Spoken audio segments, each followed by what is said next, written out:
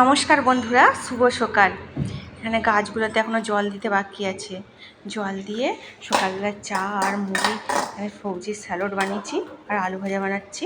সকালবেলা মুড়ি খেয়ে তারপরে টিফিনটা সারবো।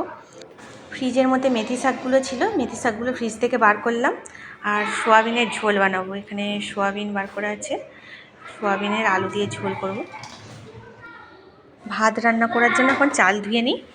আর সারাদিন এত কাজ হয়ে যায়, বোঝাই যায়নি। ঘরটা ছোট হলে কী হবে, অনেকটাই বেশি ঘর মোছা, জামা কাপড় ধোয়া, অনেকটাই বেশি কাজ হয়ে যায়।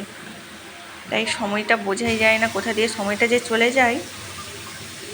সারাদিনের মধ্যে না রান্নাঘরের মধ্যেই বেশিরভাগ সময়টা কেটে যায়। কখনো কখনো মনে হয় না গার্ডেনে ঘুরতে গিয়ে একটু মনটা ফ্রেশ করে এসেছি, কিন্তু হয়েই ওঠে না। সকালবেলায় কাজ, বিকেলবেলায় কাজ, এটা হয়েই ওঠে না।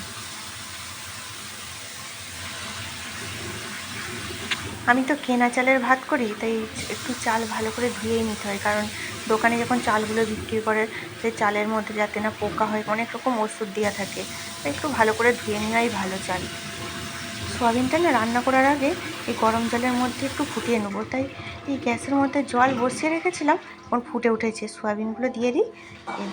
সোয়াবিনটা গরম জলের মধ্যে 5 থেকে 10 মিনিট ফুটিয়ে নেওয়ার পর এই সোয়াবিনের হাঁড়িটা নামিয়ে ভাত বসিয়ে দেবো প্রেসার কুকারের মধ্যে। তবে প্রেসার কুকারের মধ্যে না ভাত হতে বেশি টাইম লাগে না, 10 থেকে 15 মিনিট টাইম লাগে। 2টো সিটি দিয়ে দিলেই বাস। এবার মেথি শাকগুলো কাটবো। অনেক রাত হয়ে গেছে, সারাদিন অনেক খাটুনি হলো, অনেক কাজ হলো। এখন রাতে ভাত রান্না করছি আমার জন্য, আর দুপুরবেলা এখানে একটু সোয়াবিনের তরকারি বেশি আছে, এটা রাত্রেবেলায় খাবো।